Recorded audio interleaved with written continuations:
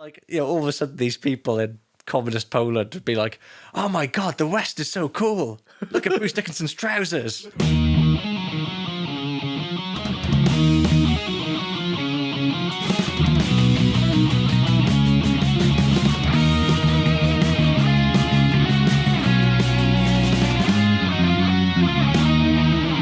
Hello and welcome to Maiden Voyages, a podcast devoted to exploring the peerless discography of the world's greatest heavy metal band. It is, of course, Iron Maiden. Across the series, we'll be journeying through the band's entire discography, discussing, analysing, dissecting, celebrating, and possibly commiserating every single Iron Maiden record. This episode, we find ourselves in 1986 to explore Iron Maiden's futuristic sixth album, It's Somewhere in Time. But first, shall we introduce ourselves? I guess. that wasn't what we usually do. No, okay. Well, I'm Blev, an historian of sorts and an Iron Maiden disciple. Have I used disciple? You've used disciple, yeah. Okay. In fact, it might have been in exactly the previous episode because I described myself as an Iron Maiden skeptic. God, okay. In that case, I am if Iron Maiden was a cult, I would be devoted to that cult leader. If Steve Harris is my cult leader, if this is like Waco, I am going down with David Koresh in a burning building while the FBI are storming it. Sorry, that was a very convoluted way to start the podcast. I'm Sam, a writer of sorts, and I'm not going down in a burning building with the FBI outside. I am a spectator watching from the outside. Now, Sam is the FBI. He wants to take... I am not the FBI. He wants to take Iron Maiden down.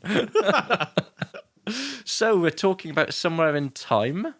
Yes. I was going to say, when did you first hear this album? But I know the answer. But for the benefit of the listeners at home, or indeed in the community, when did you first hear this album, Sam?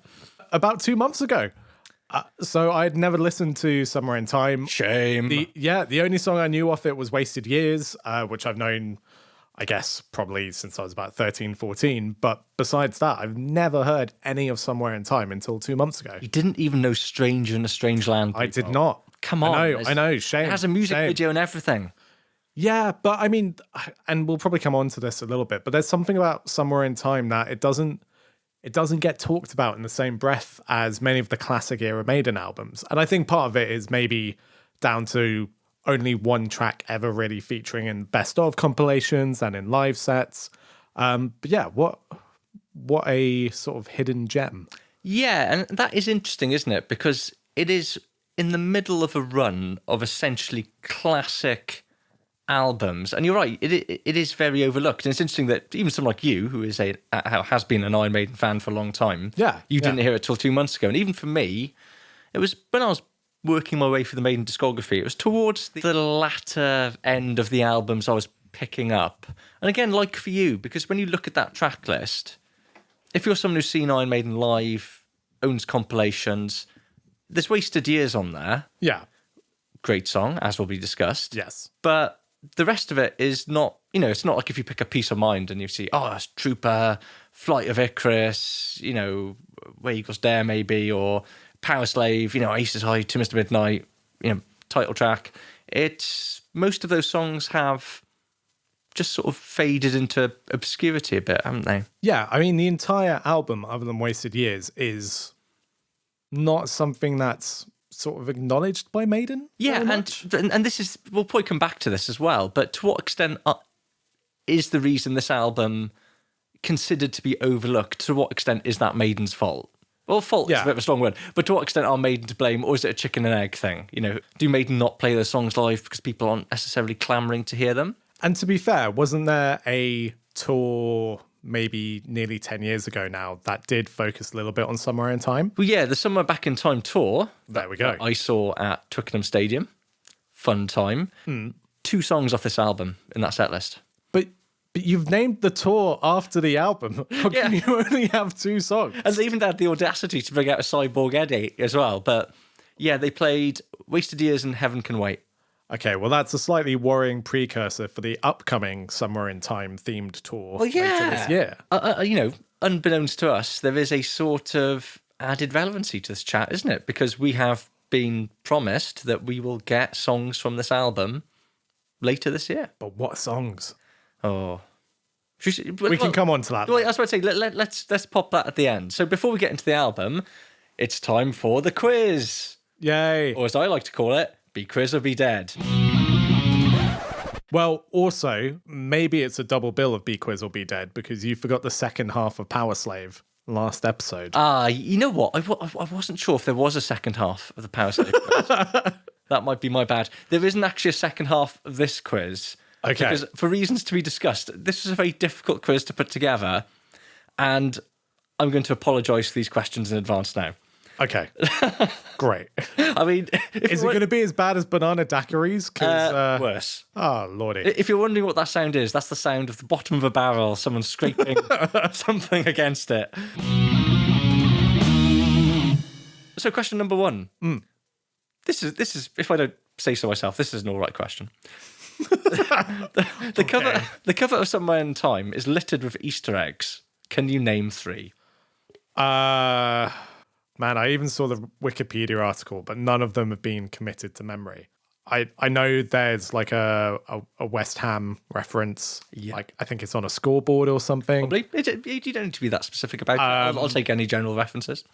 I think there's an Acacia Avenue on it. Probably. I don't actually sure. The list is so long. I can be bothered copying and pasting it into this document. And I can't think of the third one. I know like the members of Iron Maiden are painted on the back. Oh, wait a second. I've got the artwork right here. I don't think the members of Iron Maiden counts as an Easter egg. They are an Easter egg. On the back of their own album. It's like, it's got the tracks on the back. The Rainbow Theatre is there. Okay, nice. I mean, I'm not... You are looking at the cover right now. So what do you want from me? It's not really in the spirit of the quiz, so I'm not going to lie. The Marquee Club is there as well. Okay. And Long Beach Arena. I'm going to stop you there because and the Ruskin Arms. I'm disqualifying all those answers. But let's say why not? Let's say there were probably 3 genuine answers in there. So number 2, Stranger in a Strange Land is one of only 5 Iron Maiden songs to fade out at the end. I was going to say, can you name the other 4? No. Can you name any of the other 4? Probably not. No.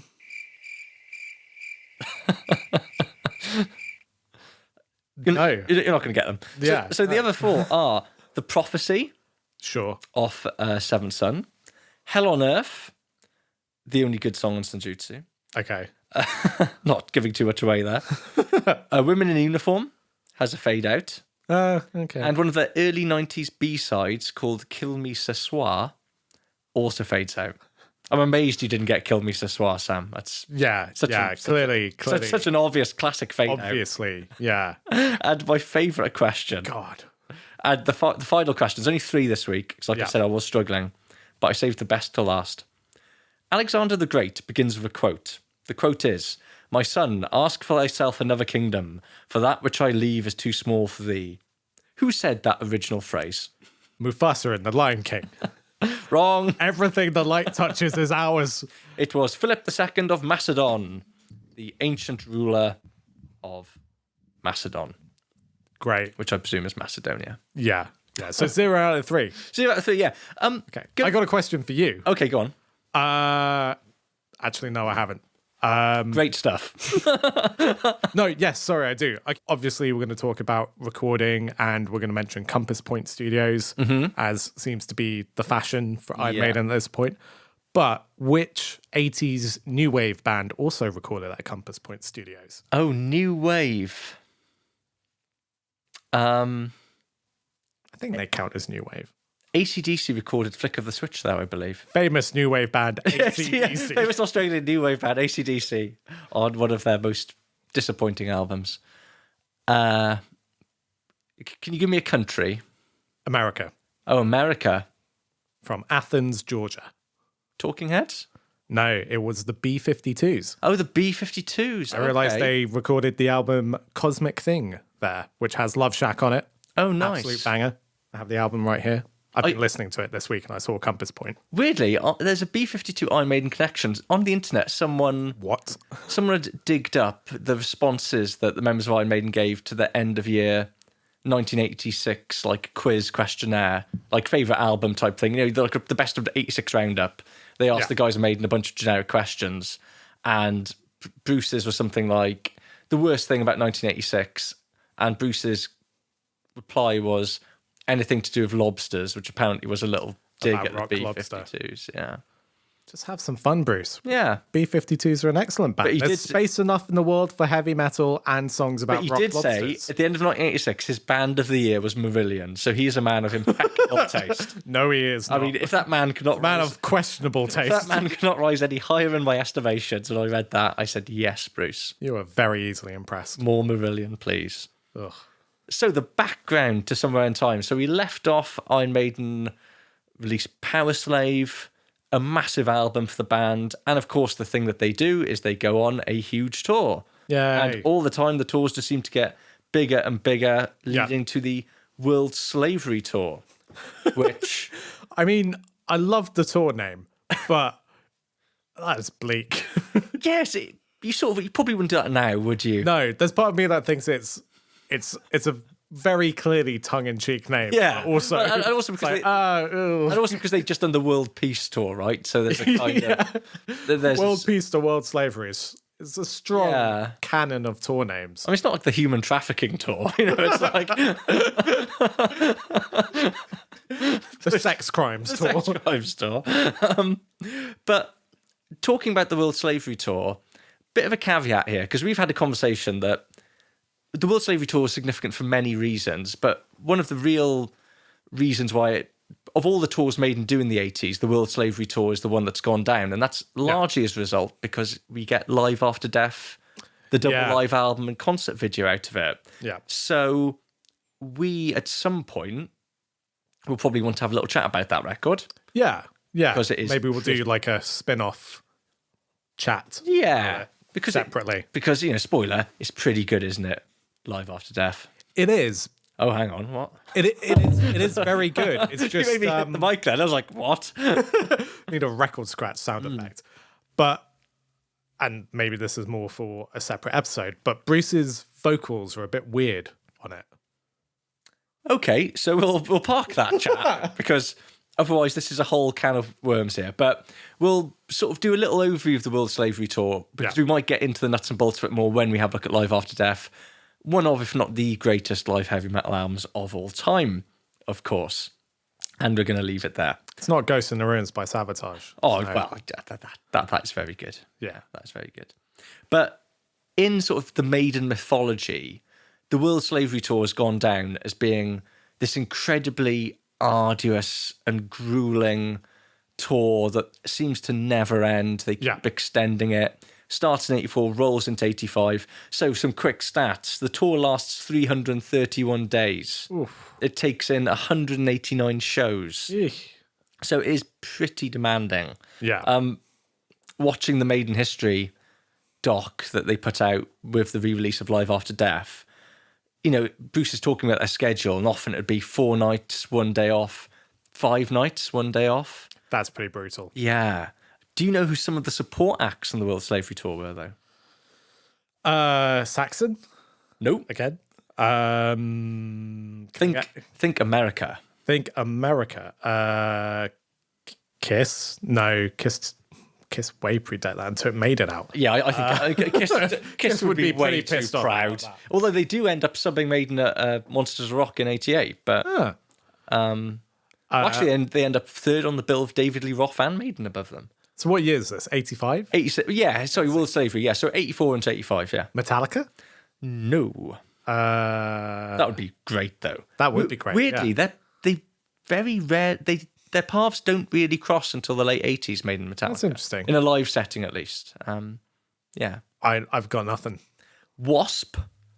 Really? Yeah, for quite well. Wasp were managed by Rod Smallwood at this point. Oh, I didn't know. Yeah, that. yeah. Okay. Wasp were managed by Rod Smallwood. So Wasp would presumably be touring The Last Command. Yeah. Pretty good. Twisted Sister. Okay. Part of the tour. Accept. Great. I mean, Traditional German metal stalwarts. I'm not that into Accept, but Wasp and Twisted Sister are an amazing. Yeah, opening I think even bands. Accept them. They would have been either on Balls to the Wall or Metal Heart. So Yeah, but then Good. you'd have to listen to Udo's voice. yeah, no problems there.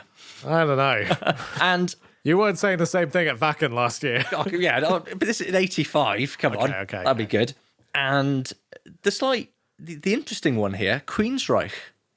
Oh, okay. Just the reason I think that's interesting is because this is 84, 85. So Queensryche would have been a relatively unknown back. This is a while before Modern Crime. Very early Queensryche. Yeah. So, I mean, all in all, very good night out, whichever one of those you went to, I imagine. Fair. There we got to see. A few other highlights from the tour. Yeah. So they played Rock in Rio in 1985. Cool. Which they've become kind of synonymous. They've got a sort of real relationship and association with now, haven't they? Yeah, which no other band immediately comes to mind having that kind of link to Rock in Rio. I guess partly because Maiden later on released a live album at Rio, right? So that probably is what cemented it in the modern canon. Yeah, but they sort of feel like the Rock in Rio house band, don't they? It's obligatory. Every other year, Maiden has to be there. Yeah. But in 85, they're not quite big enough to headline, but they are direct support to one of the headliners who were... Queen? Yeah. Yeah. That is amazing. That is amazing, but it's such a odd 1-2 of Maiden followed by Queen. Can you imagine seeing that show? I mean, that would be brilliant. Your jaw would just be permanently stuck to the floor. You've seen Maiden touring Power Slave with that World Slavery stage setup that we'll get into when we talk about the album and the video. And then if you couldn't be blown away more, it's late 80s Queen. Yeah. I mean, I think... Mid-80s Queen. Well, yeah, so I think they're on, Would it be The Works? I think around then? It's a kind of... Is the album called Magic or It's a Kind of Magic? It's called It's a Kind of Magic. Oh, yeah. Well, I think It's a Kind of Magic was either just about to come out or... But yeah, a massive show for Maiden, 350,000 people. Biggest concert they'd ever played at that time. They spend a lot of time in America as well. There's a real sense that Power Slave, even more so than Number of the Beast, feels like the album that kind of breaks Maiden properly. Yeah, well, also you were saying in the previous episode that, Rod Smallwood has done a lot of legwork in trying to convince the local record labels to fund headlining tours for Maidens. And so I guess for Power Slave, that's starting to pay off. Yeah, exactly. Well, Peace of Mind, it felt like a real risk putting Maiden into arenas as headliners in the States. Yeah. But yeah, you're right. That's totally paid off by Power Slave because no one is questioning that now. Maiden are just undisputed arena headliners. Live After Death, most of it comes from Long Beach Arena, doesn't it? Yeah. And over how many nights? About I think it's 3 nights. 3 nights at an arena. So I don't really know how big. I presume Long Beach Arena is pretty big. Pretty big. That's a lot of people. Another interesting little factoid about the World Slavery Tour. Maiden became one of the first bands to play behind the Iron Curtain. Wow. Yeah. Also, Long Beach Arena is about 14,000 people. Ooh. That's seated.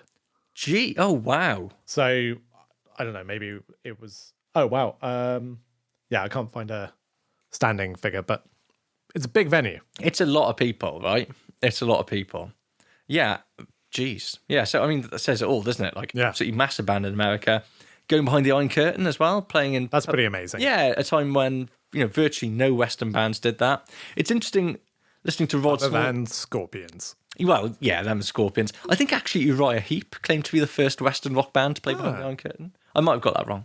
But listening to Rod Smallwood talk about it in the Maiden History documentary, he says, we felt like we were going to win the war. Rod Smallwood seems to think that Iron Maiden going behind the sort of the Iron Curtain was like this kind of act of... You know what this Cold War propaganda. needs? Some heating up from Iron Maiden. Yeah, all of a sudden these people in communist Poland would be like, oh my God, the West is so cool. Look at Bruce Dickinson's trousers. Look at all these mullets. Oh, look at all these. They've got a big monster on stage. That's capitalism, folks. Yay. Really, capitalism was the real monster all along. Look how tight those spandex trousers are. Wow. So stripy. Yeah, it was just an interesting, slightly Cold War warrior take from Rod Smallwood. Sure. Yeah, why not? But the reason I think it's important to stress how long this tour was, how grueling it was, is because it does impact somewhere in time. So the length of the tour seems to take a toll on everyone, emotionally, physically, especially Bruce Dickinson. Bruce himself said, I guess it was the first time I really thought about leaving. I really felt like I was pretty much basket case material. Nothing is worth feeling like this for.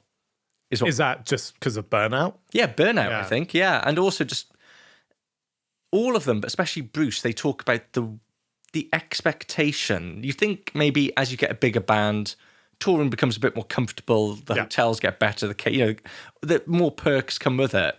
But they all talk about, particularly in America, that expectation they had on them now. Yeah. They're not a relative unknown band just trying to impress people. People are expecting to be impressed. Yeah. And I think as a vocalist, your voice is like a much more temperamental instrument than say. Oh yeah, definitely. Your guitar might break on stage and you've got a spare and it's fine. But if your voice goes, there's not really a quick fix for that, right?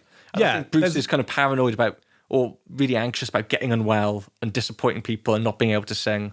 And I think that worry and just the sense of it becoming a bit of a treadmill just seemed to really grind him down. That makes sense. And I guess the really tough thing about being a vocalist is, like you say, your instrument is a lot more temperamental, but also it's a lot more corporeal. It's part of you. And like if that fails, it's like your body is failing you.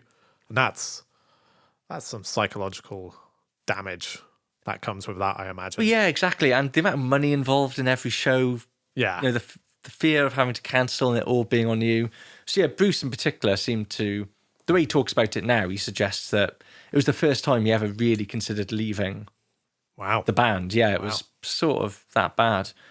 But another event, and this was completely news to me. I'd not come across this. I was going to say another tragedy. I don't think Bruce thinking about leaving Iron Maiden is necessarily tragic. There was an incident. You've got some bad news coming up in a few years. Yeah, oh God. This podcast. What? But doing a concert in Quebec, a fan actually passed away at a Maiden gig. Oh, wow.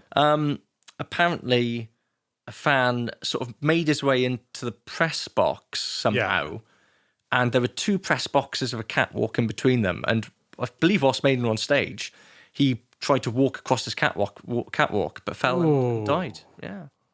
And the band weren't told until after the show finished. Christ. Yeah. I thought that was just worthy of inclusion because, firstly, rest in peace, mate. That's of course, sad. yeah. But also, it's a slight eerie premonition of what happens in Monsters and Rock in 88, albeit under very different circumstances, isn't it? Yeah, and with a different band. Well, yeah, and a different band, but yeah, it's definitely an interesting, I guess, like you say, premonition of the dangers of badly safeguarded rock gigs. Yeah, and to be fair to Maiden, I've having seen Maiden multiple times. If Bruce in particular clearly feels a real responsibility to the band. Anytime he sees anything remotely going on where people look like they're uncomfortable, you always stop shows and says. I remember at Twickenham actually. I think if you listen to the bootleg, what I think is doing Wasted Years, he changed the lyrics to "If everybody takes 2 steps back, this guy might get his life back." It was because there was like this real surge at the front. Yeah. But yeah, that's good behaviour from Bruce Dickinson, I think. Yeah, definitely. So yeah, World Slavery Tour started August 84, finishes in July 85. Cool. But basically a year of your tour. life. Yeah. A year of your life to be on tour. It seems absolute madness. But the consequence of this is it seems that Maiden dig their heels in a bit at the end of this tour and say, no, we are having some time off. Yeah. Like actual time off. We're not going straight back. You're not packing us off to that hotel in Jersey again. No, Rod. No more. No, you can put your whip away. And it seems that the record company and Rod do concede and they get a whole 4 months off. Wow. Yeah. And fair play. I mean, they only gave the band 3 weeks off for Steve Harris's wedding. So yeah, that's true. Pretty brutal. Well, yeah, so 4 months actually. That's sizable. That's decent. And I have a theory about these 4 months, right? The 4 months between the end of the World Slavery Tour and when they start recording Somewhere in Time. Yeah. This is the beginning of the end of this incarnation, this lineup of Maiden. Wow. Okay. Yeah. And I think it, not immediately, but it all stems, you can trace it back to these 4 months. That's interesting. I suppose it's the first time in years that the band has had space to think about stuff as individuals and no longer being in that sort of crucible that the previous few albums and touring cycles have been. I could definitely see why, especially what you've been saying about like what Bruce was saying.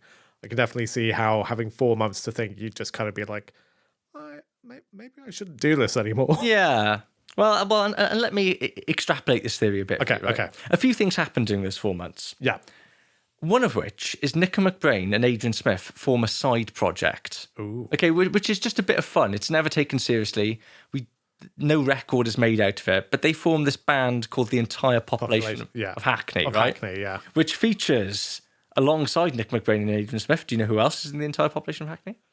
I feel like there's a bunch of, I was about to say bunch of ex-Maiden members, but I'm not sure that's correct now. I was going to say Dennis Stratton's in it. No, he's not. Clive Burr. It's a really odd cast of characters, right? So there's a chap called Dave Colwell. No idea who that is. Who has played in Bad Company. Okay. He has played in Samson. Okay. But he also plays in, are you familiar with the British AOR band, FM? I know of them. I know the name. So he was in an early lineup of FM. Okay. Someone else who's in the band, the Entire Population of Hackney, is a chap called Andy Barnett, who played in Visage. They're like a new romantic band. Sure. Yeah, like new wave, new romantic. Think Human 17. What's the? I mean, Heaven 17. Heaven 17. What did I say? Human 17. That's a good name for a band. I think you were thinking Human League. Yeah, I think I was. Yeah. Well, same difference, isn't it? Ultravox, that sort of thing. Yeah. And a chap called Martin Connolly, who was in a band, just like a unknown rock band who never released anything, called Martial Fury. Sure. But Martial Fury is a good band. It is a strong band name, and it's a damn shame that they didn't release anything, because what a waste of a good band name. Yeah. But the Entire Population of Hackney played 2 shows together towards the end of 1985. Now, Can we just take a moment to appreciate the band name, the Entire Population of Hackney? Yeah. It's a strong name. Yeah. Or TEPOH.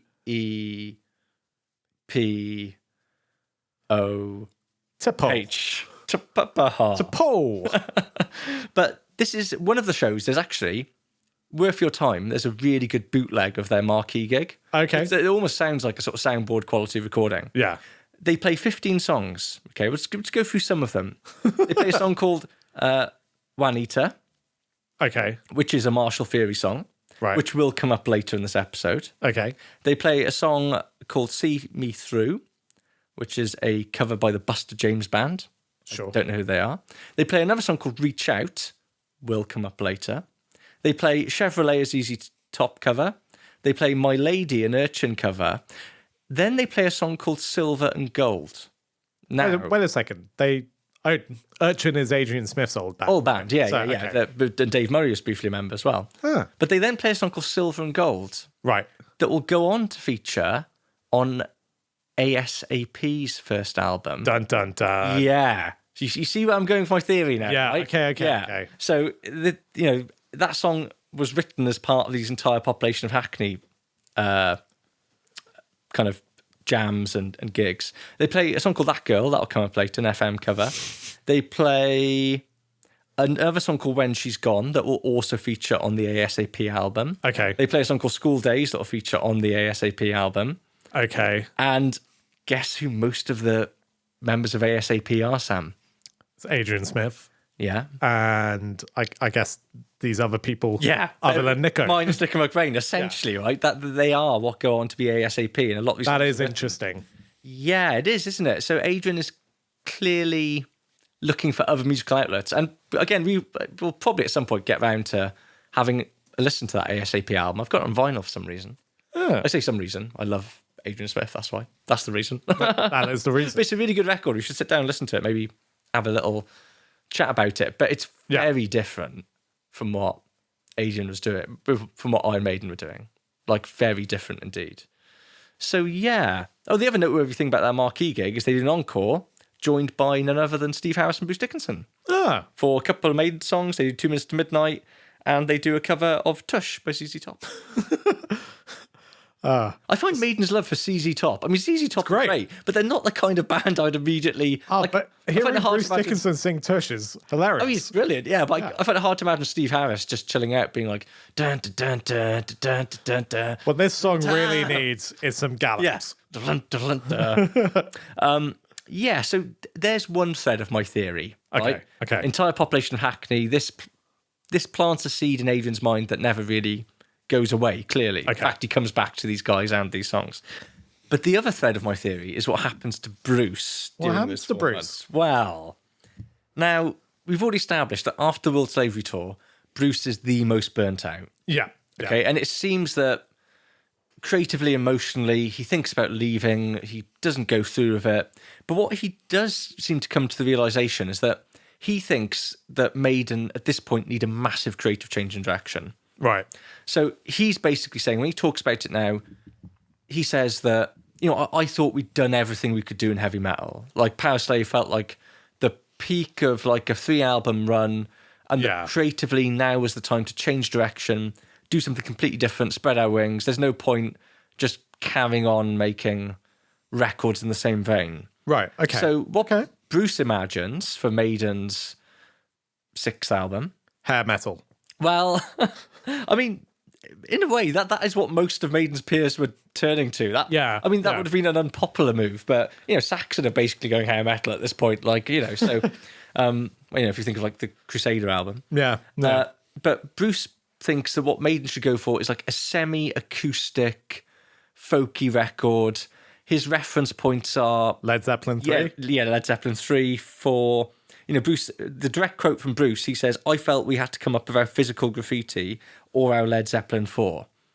And was, and that was the material he brought in, like folky, largely acoustic. And that's quite interesting. It would have been a really interesting shift for the band. Because if you think about it, at no point have Maiden ever gone that route. No. Still. Here and there, right? Like, it's dotted here and there, like Journeyman, Prodigal Son. Yeah, but... what's the song off? There's a song on A Matter of Life and Death that is a little bit... Oh, is it... folkier, and that's going to really annoy me now. I was about to say Where the Wild Wind Blows, but I think that's... Yeah, and then that's album. Still just pretty much Maiden epic fare. There is one kind of... But on Bruce's solo material, he has gone down that route quite a lot, right? Yeah, Seas of the Sun, Tears of a Dragon... what another song. Some great ones you've probably not heard, actually, because like Ark of Space, Man of Sorrow. Yeah, don't know these. We need to... I know like 3 Bruce albums. We need to talk about Accident of Birth at some point, Sam. Accident of Birth is phenomenal. But so how do you think Steve Harris felt about that? I imagine he told Bruce to naff off. That is not what Iron Maiden is. Yeah, well, pretty close. Steve Harris later said, quoted in Mick Wall's book, I believe, it wasn't that it was acoustic necessarily, or even that it was very different sort of stuff. It was just that we didn't think it was good enough, really. Oh, such a burn. It's like, that's just a bit rude. It's not the stylistic differences. It's just rubbish. Like, it's just not very good songs, mate. And funnily enough, I could see why that might sow the seeds for Bruce leaving. Yeah, and Bruce does talk about feeling... he didn't really let on, but he did feel genuinely very snubbed by this at the time. Steve Harris also described it as kind of Jethro Tull-y, which you'd think Steve Harris would like. Yeah. Loves a bit of Jethro Tull. But interesting to Just see... imagining Bruce coming in and it's like, we're going to replace all the guitars with flutes. Yeah, just everyone. Just everyone has a flute. Steve, I've got you a bass flute. Or an oboe. Bass flute. Obviously that doesn't exist. But it is interesting to see what that would have sounded like. There is definitely a quote from Steve, and if anyone can remember where Steve said this, I tried to find it, so this is a bit of citation needed, but I'm 90% sure I read Steve saying, the fact that none of that material Bruce brought to the Maiden Somewhere in Time sessions appeared on his subsequent solo albums, Steve says that tells you everything you need to know about that material. Like Bruce it hasn't appeared anywhere. Yeah. Although Mick Wall did hear it. Ooh. Well, Bruce played it to him, he says in the book. Was it recorded as demos? No. Bruce with a guitar being like, these are the songs I've got for the new Maiden album. And Mick Wall's comparison was he said it sounded very Led Zeppelin 3-esque. Yeah. But interesting. I genuinely think that could have been quite a refreshing pivot for Maiden. But a huge risk, right? But also a Massive huge risk. And let's be honest, it's 86. Maiden's fans are not going to go for that. Yeah, it definitely would have been the wrong time to do it. Like maybe early 90s. Or even as like an EP or something. It could have been an interesting little foray just like a mini album type thing. But yeah, sadly, I don't think we will ever get to hear those songs. Oh, So yeah, they are lost to what time. could have been? But yeah, so start of 86, they've had their 4 months off, and they are back in Jersey in January. Yay, Jersey. back at the Out of Season Hotel recording. So apparently they're there for 6 weeks. Steve says in that Maiden doc they spent the first 4 weeks boozing, and then the final 2 weeks getting some material together. Which is the way I like to work, to be fair. 4 weeks boozing, 2 weeks work, 4 weeks boozing. It's pretty incredible they could write the majority of an album in 2 weeks. Well, again, but this is the thing about Summer in Time is if you look at the previous albums, when I've been researching the previous albums, yeah. I've had so much material to work with. Yeah. Very little's been written about the background of Summer in Time. Right. Like it's quite odd that the only thing people tend to say about it is guitar synths. Yeah.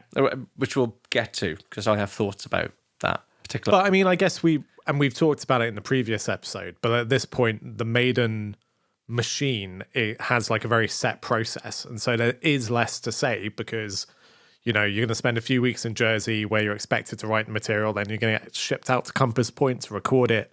So there's not much room for error. Like it is quite a well-oiled machine at this point. Yeah, definitely. But this is where I found conflicting opinions about this, and I can't seem to get consensus. Steve reckons they sort of larked about for the first 4 weeks, got stuff together in the final 2. Yeah. I found an interview of Bruce from the time that appeared in a magazine where Bruce reckons that after having had 4 months off, they all came with loads of material. Bruce said, I brought in 9 songs.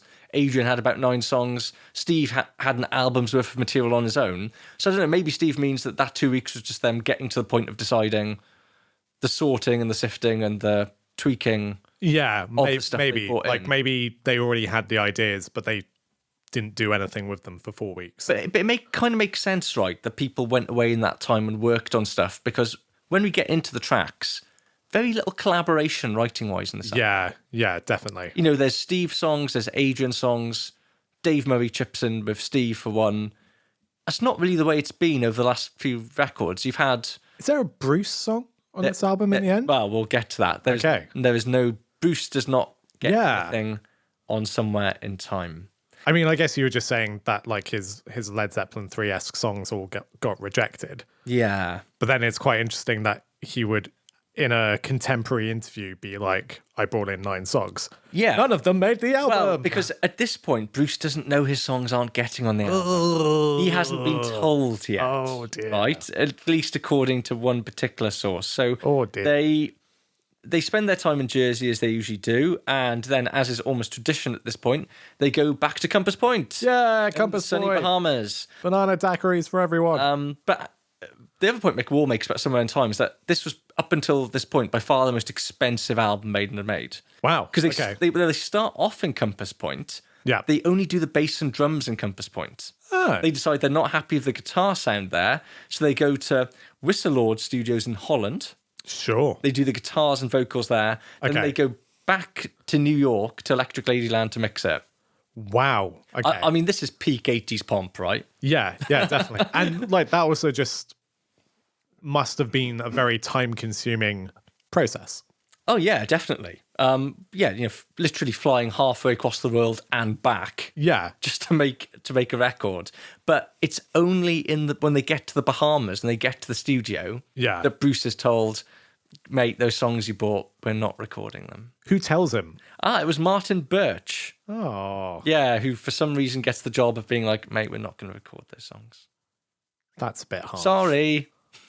But maybe having Martin do it kind of adds a level of objectivity to it. Yes, yeah. If it was coming from, say, Steve, it would feel a bit more personal. Which is inevitably where the decision actually came from. Yeah, of course. The decision definitely came from Steve, but having Martin do it rather than Steve. Martin, have a word. We're not doing that. A bit cowardly of Steve. Folky stuff, but it's not happening. Yeah, I feel bad that Bruce is in the studio, potentially all really G'd up and excited to do his folksy stuff. Everyone hears my flute solo on this.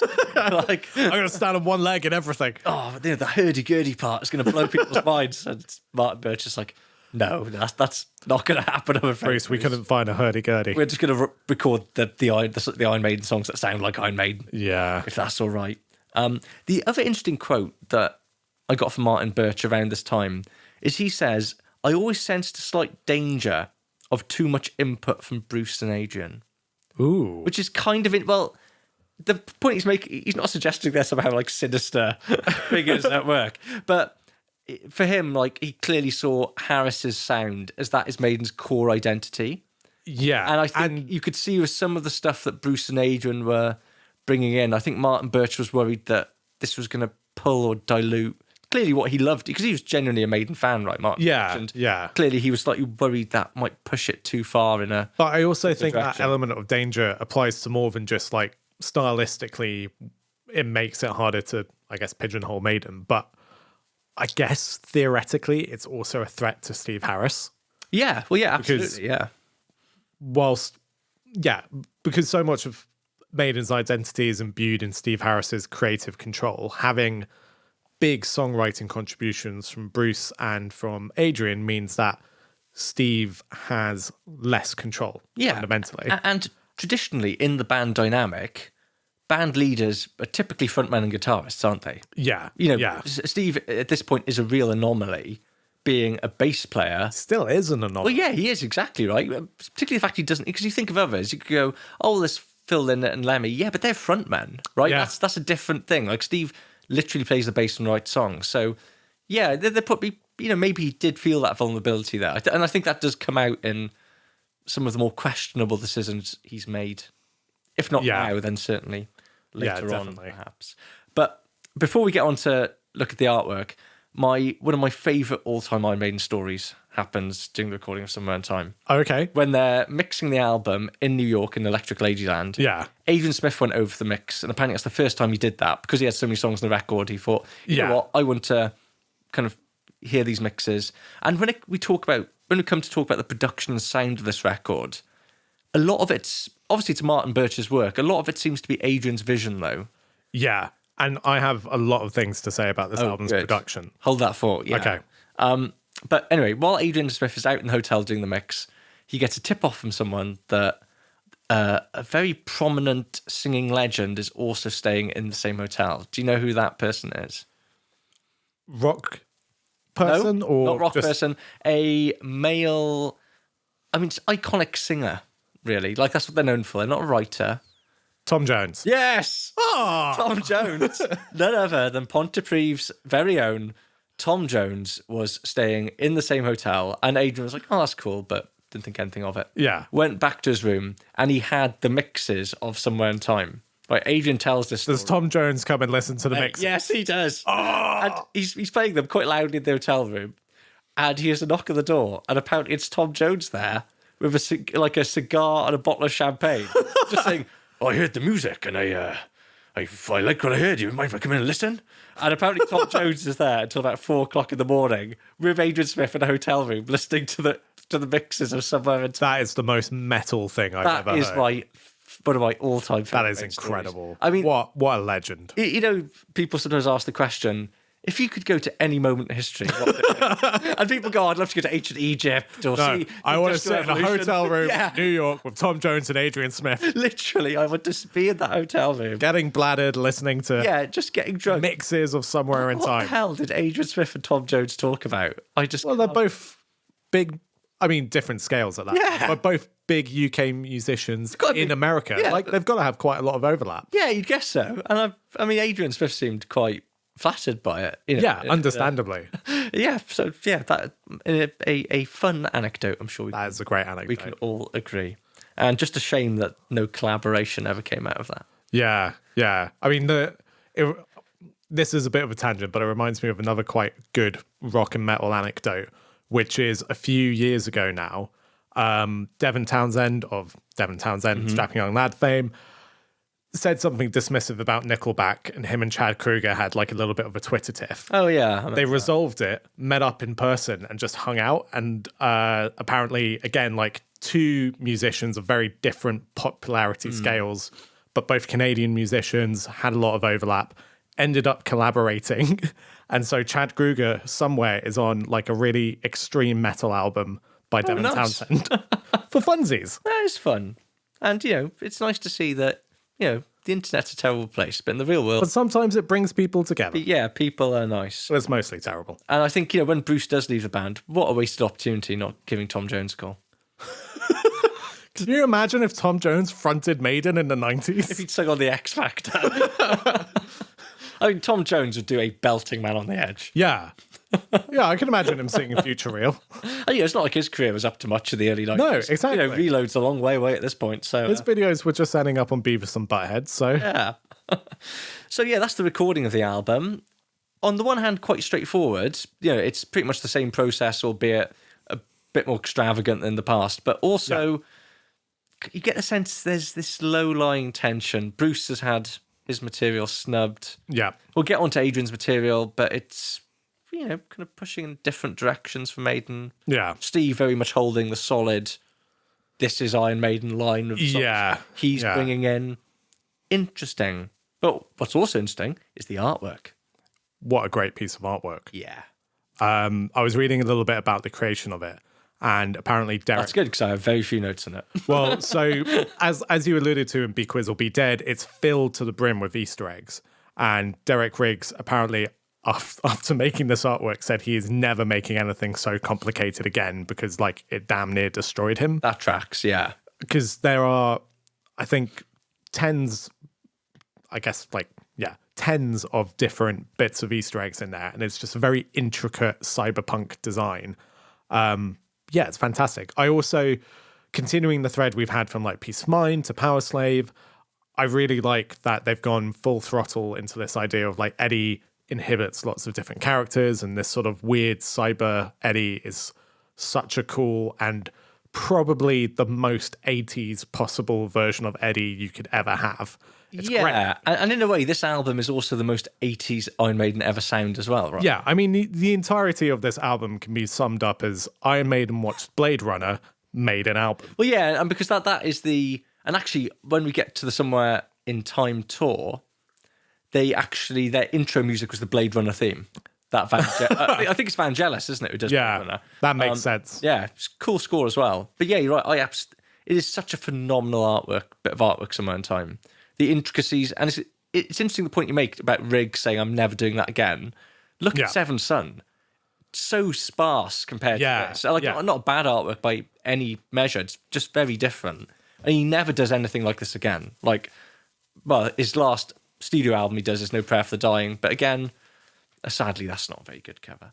But, is this the peak of Riggs's, powers, Somewhere in Time? Is this maybe? I really love all the artwork that surrounds Seventh Son in general, and we'll come on to that more when we get on to Seventh Son, because I think there's a really strong sort of psychedelic sensibility to the album artwork and to everything in the singles artwork. I think in terms of album artwork, this is maybe not necessarily the peak of Riggs, but it's definitely his most intricate piece of work. My only thing against the Somewhere in Time artwork is I do really love it, and I especially love the Eddie on it, but I find the color scheme really weird. It always feels not to get too much of an A-level art student about it always feels quite flat. I guess if you think of cyberpunk aesthetics, there's a lot more neon color schemes in them, and actually this is quite a brown album cover in general, and it all starts to blur into one as a result. Are we looking back here through the prism of... I think our understanding of 80s aesthetics has been so conditioned by that sort of Stranger Things type revival. Yeah, absolutely. Actually look like but if you think back to Blade Runner, which is probably at the time the most cyberpunk thing that existed. Yeah. So much of the aesthetic of a film like Blade Runner comes from this idea of basically neon lights in Tokyo. And that informs a lot of the colorways.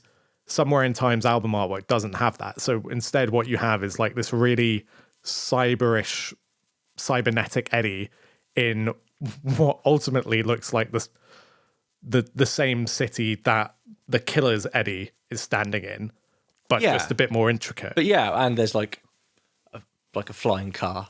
yeah, but you compare it to when we talked about the Power Slave artwork, it really stood out because of its color scheme and being these really definitely. bright pastel colors. It's a real shame to have completely lost that sense of brightness. Yeah, and I do wonder if, again, like the way they tweaked some of those remastered CDs, I wish I've got an LP copy from the 80s. Yeah.